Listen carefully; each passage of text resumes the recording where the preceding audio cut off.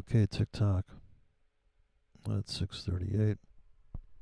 6:39 now. I would say this is top tick Tommy on the weekly. NASDAQ this week should be a real sell off. I'm calling a shoulder on the daily. Right? Kind of obvious where we're at. If you believe in head and shoulders, this shit keep the dandruff off your skull. That kind of stuff. Take a look here. I say this is the shoulder. This is the head. This is the first shoulder. Take this out. Be a bloodbath. Take this out. Should be down here by Christmas. Kerplunk. This is coming up to the up here again. Another buying opportunity down here again.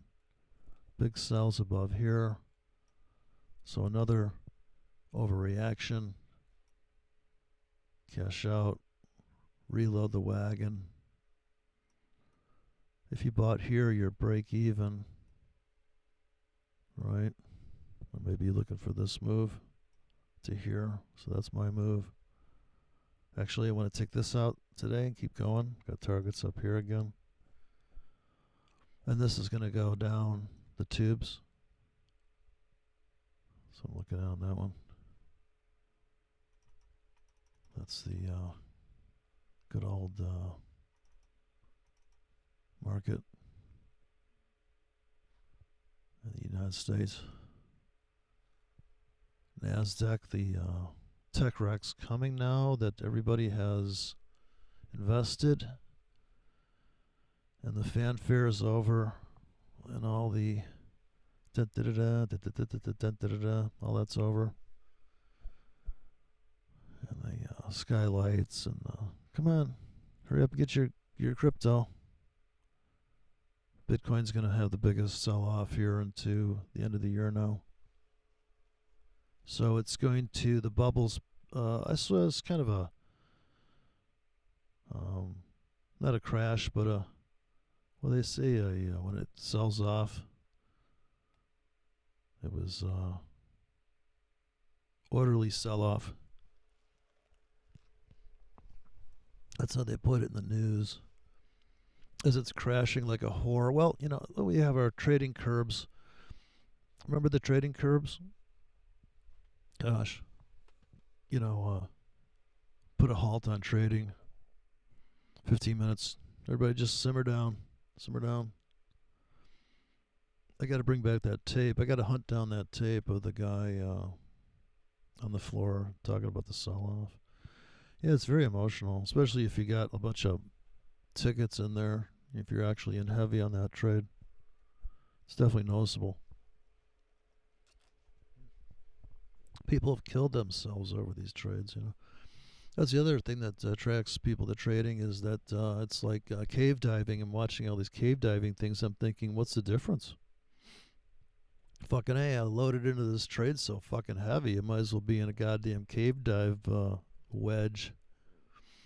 Can't get the fucking, gotta swim through the fucking baby swimming pools inside the cave just to get to the next level, to get out. That's never good. We don't like that. But that's what trading's like. Especially if you're stubborn. So I'm very stubborn. I've been in this trade actually for about, I think, a year now. No, I don't know. But if you got in down here, like, you think about it, man, there are people, I've met them. They get in down here, they're like, yeah, I got in down here. You still in? Yeah. Did you get out up here? Oh, not really. I got in down here. Right here where top became a bottom. Perfect pivot. That's where I got in. Another perfect top become a bottom pivot. I never understood the pivot, and the support becomes resistance, right? Or the like this, when it's sold off like this down into here, you know, this wick, the top of that wick didn't really matter. It was kind of the closing price is right this, um, where you just keep closing right there below the 100-yard line, just over and over this 100 pip window. And at any point you could dump when you leave the box, or even approach going up 100 or 200 pips here. You could have got out and reloaded the gun, right? It's really pretty much a ranging market, even though I know people want to talk about trends. Well, it's in an uptrend, see? Yeah, just buy on dips. Yeah, but you got to get the fuck out of some of these trades, because look at how it just keeps coming back. I mean, are you making any money?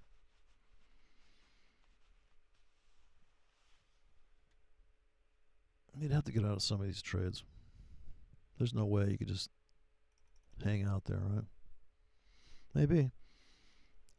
This is a month, though. From here to here is a month, so really, it's a month. It's a month. It's kind of a long time to look at this. Come back and retest that fucking price during the month. Look at this. Right, 400, 500 pips, and then down 500 pips. Make any sense to you? Not to the. It makes zero sense. Now, sure, if you get out the 15-minute chart and put up a 34 period moving average, there's probably a beautiful trend here. You could ride that out. But it's just funny how the market really is just doing, all it's doing is this. And it's kind of like, which train do you want to get on? It's not going to go. It's never going to get to the destination of some magical place. It's just going to kind of go, all right, we went up 100 pips. That's good enough for most people. And then comes back 100 pips. I mean, this is the truth of it. It goes up 200, comes back 100, 200. Up 300, back 300. I mean, I suppose the secret is this. Why is it when it comes up in here, it's like, wow, we don't spend much time there. It is like it's like a like a raid. Come and get the documents and leave. And run the other way so hard, all the way to here. It's just amazing. That's the most amazing move in the market. How do you trade that? Simple. Identify the area, put sell limits in. Now, determining where the stops are and the cash outs. Identify the lonely wick and just put donate limits in here. If all you did was scalp the top, that's not a bad trade.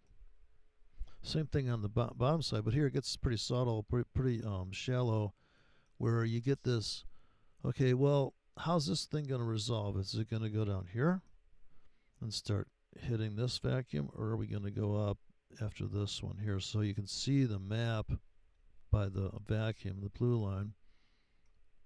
Blue line used to be here until it was crushed and then came all the way back and retracted. But every week, if you're going to trade moving averages, you're never going to be able to trade like this, because this is actually whipsaw trading, taking advantage of the whipsaw because you're range trading it. Whereas a trend trader is going to say, here's my moving average. Oh, let's get in here. Look at this, more oversold at a higher price, very oversold. Probably an RSI reversal here, where RSI looks like this, right? Looks like that. You get one of those things, right? And it takes off. And it sure does, right? You add this to the highest close as your target, right? That's your measured move. Here you are in the daily. Great sell up here. If like I said, the window here is only 30 pips. This window is 150 pips, 200 pips. So the idea that the concept of the trade holds true, like it does on most patterns.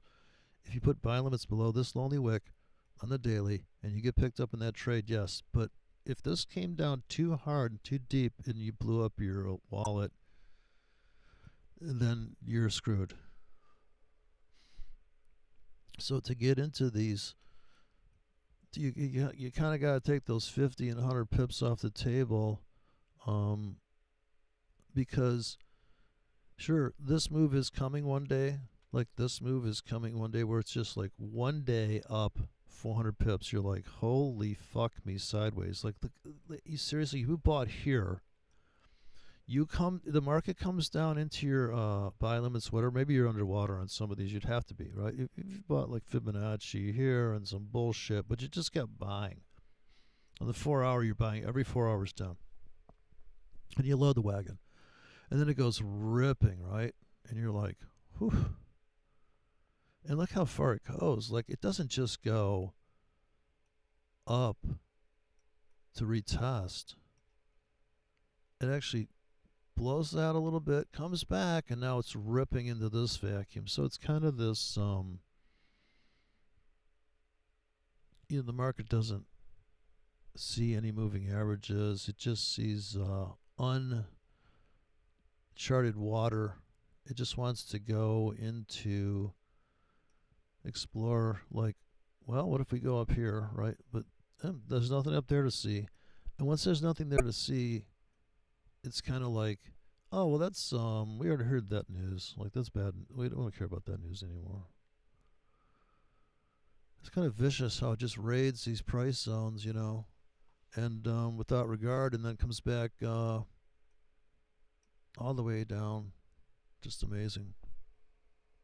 So these kind of moves are really disturbing, Like this lonely wick here, using that strategy of buying a 200 pip window. I guess you got the 200 pip window buy limit grids you put below this. If you did not cash out of something to the floor here, you just got destroyed, right? People say, well, what about here? Well, about anywhere, Of course, how many tickets did you do in that trade, right? So if you keep trading, it would be like saying, well, how many cars, you hand building cars, how many cars do you build a year? 20 cars a year. How much do they go for? 100 grand a car. I build them by hand. I got this thing all machined out. It's all CAD. I designed the car myself. And or these little helicopter things, whatever you got. But that's like any other business, right? Yeah, I suppose you could,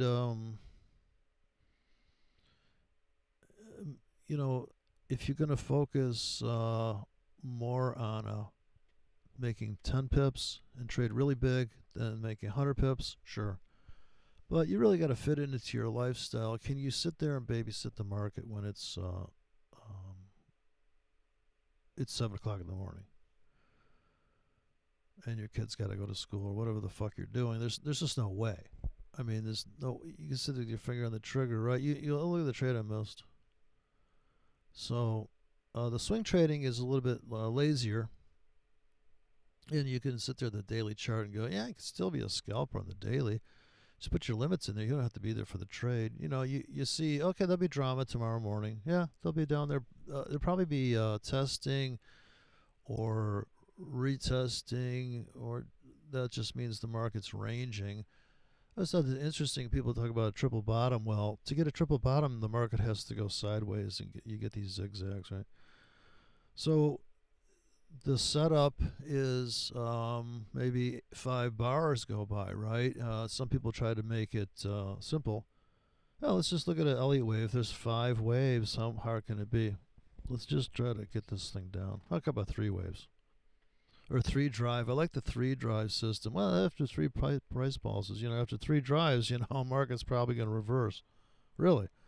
Well, I mean, that'd be a half-hour chart, may be different than the daily chart, and none of those are going to respect any 3-day drive.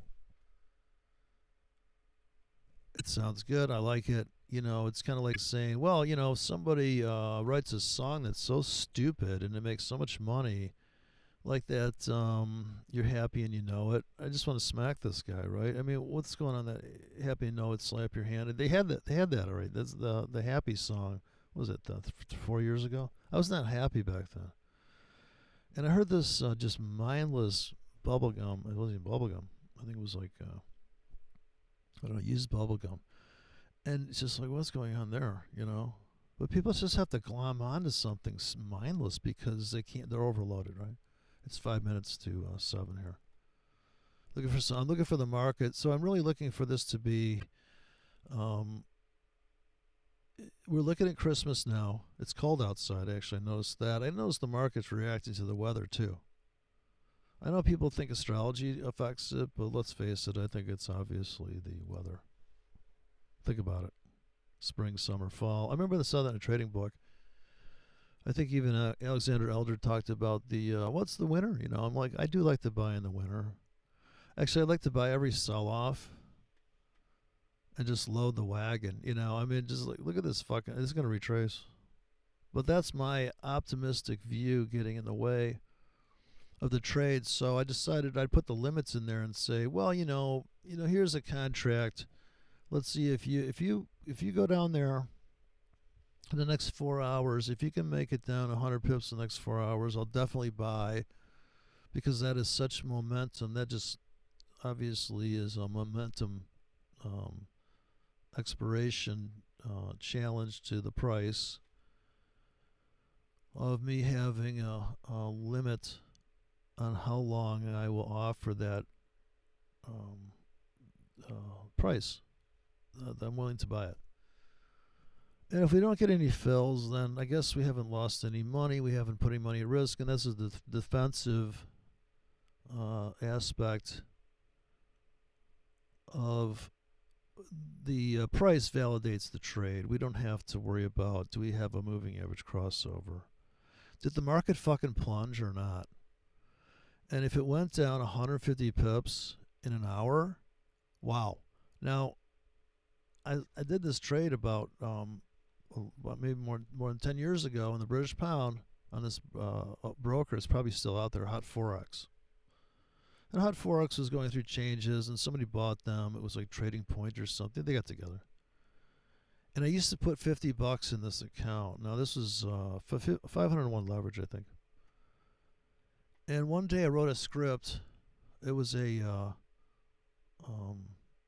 think it was a double click.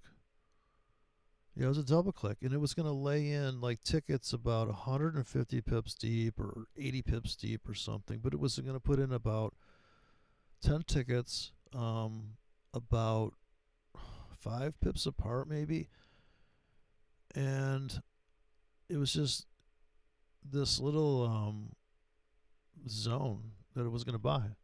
And the news came out, and the British pound spiked down. It ripped through those tickets and cashed out. I never even saw them fill. I just saw, wow, the account's up like $67 or something. And I was just amazed. Also, the same thing happened on the yen, euro to the yen. I put orders way down deep, 300 pips deep, just went, just let go, didn't look at it. Maybe made $190 on these 3 tickets down there, 3 1Ks. It's crazy fucking trade. And I think it was like 400 pips, some drama. Back then, it was like 2010. The markets were crazy, it was on fire. And it was about the end of really that kind of trading. They started shutting it down. So it's just crazy. You could just open an account. I actually was trading gold. You could actually trade. They'd let you put $50 in, and you couldn't get your money out until you verified your identification. But they let you trade, and with real money. I think he's had to go through. It's very convoluted. I had to go through Canada. So just before Bitcoin became huge, they had this digital stuff. They had talked about this a million times. It was Liberty Reserve, and that was it. I mean, that was how you would. And I just love these. There was about three brokers that did cents. There's still a few. There are a couple cents out there, but eventually they kicked me out. The whole Frank Dodd Frank shit. So look at this. Now, I have no problem with the stock selling off because as long as gasoline's cheap, that's all I care about. I just want to drive my car. And I like when the stocks sell off. I can't stand the stock market. And gold's going to sell off. Bitcoin's about to crush into this window. I believe Bitcoin's doomed this week also. And the week begins right now. It's 7 a.m. Thank you very much. It's now 11 seconds, 12 seconds into 7 a.m. Get a load of this Bitcoin ready to crash here. Gold too. Gold's had it. Look at the monthly gold. Yeah, you're buying that? Okay. Good luck there, buddy. Look at the Bitcoins here, I swear to God. Yeah, so the Bitcoin weekly, I believe we're coming into this turquoise window. That's, I think we definitely trapped every goober up here. Don't forget all the talk about crypto this and crypto that. And yeah, 120 grand. Yeah, you top tick Tommy that Bitcoin. Sorry, people. Now we're gonna crush back in. I've seen this a million times. The candles tell the truth on this one. Bullish candles. I sell bullish candles and I buy bearish candles. I'm a complete contrarian. It's painful, but when you're right, when you when you go against the grain, if you're selling up here, man, just like selling gold, if you're selling your Bitcoin up here, you're a fucking genius. Okay? Anything above this 111 shit where we're at right now. Oh my God. Look out, people. Look out. Look out below. That's me crazy, man. Okay, it's 2 minutes after 7. Yeah, so that's going to be a bloodbath, and all the heartache is about to come here. I think. If we hit to this level, I think that's when the big buyers will come in. I'd certainly be buying the Bitcoin. Now you can put limits in here now and just walk away. Certainly a big buy here, I suppose. Right, is you come into this. Anything all the way down, you're a buyer, right? But you have to be a really huge buyer once you get down into this. Right? That's your biggest buy, isn't it? Yeah, that has to be. Look at the sell off here on the 5-minute chart. Uh-oh, I made a mess of the screen. Coming back into the one last attempt to square itself. I just got 3 time zones on this broker.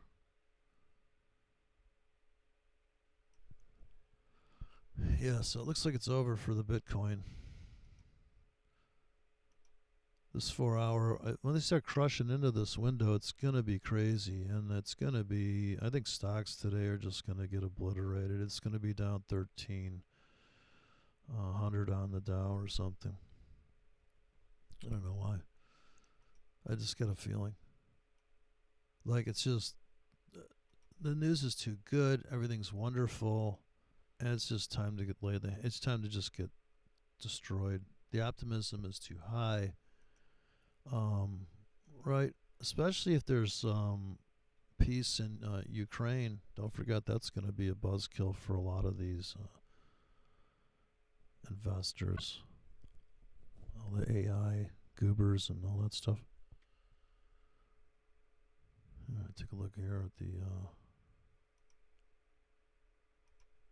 4-hour NASDAQ. So it kind of a sugar high. I don't know what the excitement was there. I guess the relief that the guy was hinting at lowering interest rates, but it's not going to matter. It's already baked in the price. But yeah, look at the NASDAQ. Got a long way to fall here on the daily. But these things die hard. I have no patience, but this to me is a shoulder. Without a doubt. If you're into that kind of thing. And then once you take this out, it's like bye-bye. It should be. Should be lights out. Should be all done with that.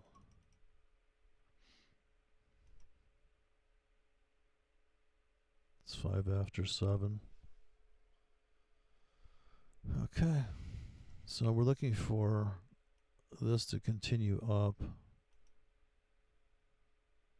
It's stalled out here. It's just choppy, woppy. Normally this thing just can take off like a beast. So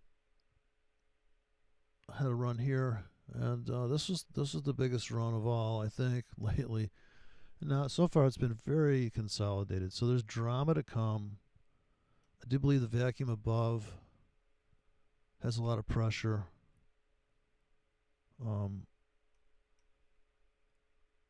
That needs relieved. So if you cut into this window, that's certainly the ultimate. Coming after that top. The downside, you kind of got to start selling off right now. That means that this has to be somewhere about them. Let's see. It's too close to an engulfment here, where once it slips away, it's like when you're trying to corner a critter. You run between your legs here and take off. This has to be the selling point here to come down, or it's going to get to this, and that would be the selling point, right? But once it starts to run, it might be too late for you to catch it.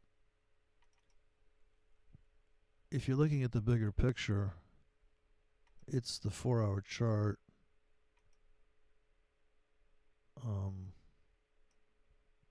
Like you've been in the buy zone. Every time you come down here, it's almost a guaranteed buy. Anything here is a buy, and at some point it's going to go up. So the whole range game has just been tortuously long here. There was the one kind of almost got out of dodge here and kept going, but then got sucked back in.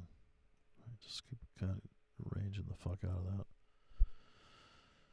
But all this sideways action is creating tension that needs to resolve, I suppose, either up or down. Well, we know that, but I suppose up for me. Now, if we leave the station here and take out the high of last week, of Friday, it will be psychotic for stocks, I suppose, and gold. I'll look for Canadian dollar to go up here. It's back to the starting gate also. We've recocked the gun here. Big sell-off from the whatever. Another top tick Tommy opportunity if you're in the Canadian. Same game. Anything above here is a sell. Kind of stupid when you think about it. Of course, you got to accommodate this drama. 25 pip grid there. But that's what it is. It's an easy trade, range trade. The like buying here in this window. Sell above this, right? How'd that work out? Pretty good. I mean, actually, every ticket's a winner, and then some. Every ticket's a winner if you can hold through this whole move. Can't get this triangle. Right, if you get sold into that, even selling to that. Okay, we're looking for the crush up here. We got 15 seconds, 10 seconds before 10, before 8, before 7. 10 after 7, high drama moment.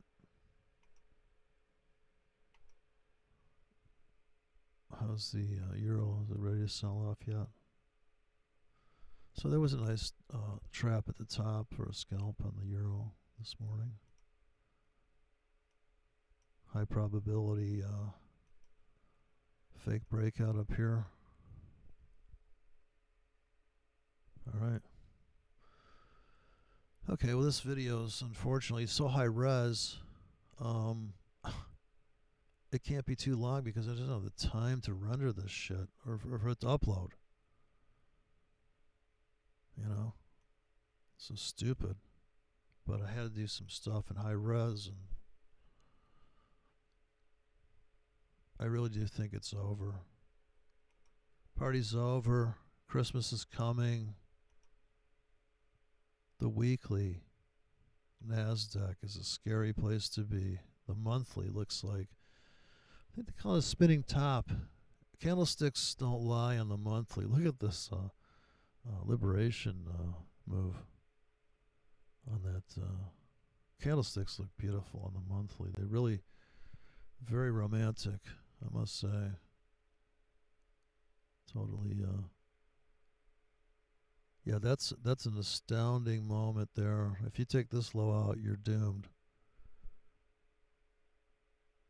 But I would say we got to come back to here at least, and maybe just treads water. This is what a recession would be. Market really doesn't gain too much, doesn't lose too much, never takes this out, never really takes that out. Goes sideways for 3 years, kind of like gold did. Looks like this. It looks like a typical market. Kind of really pretty bad. Pretty bad if you're trying to make huge profits from giant moves. And the people that make money are people that just be scalping. Let's take a little bit here, a little bit there. There's no drama. It's all gone. Everything's stable in the world. It's not going to come to an end. Well, no money to be made. Oh well. Oops. That's probably why some people want drama. I don't know. Who knows? The wheels are turning. The cogs they're all turning different directions for different reasons. There is no thing such as distraction. Everything's happening at once. I mean, what the fuck are you talking about? So it's all happening. But I think it is over for the optimism, the fulfillment. Now it's the hangover, right? The recession's coming.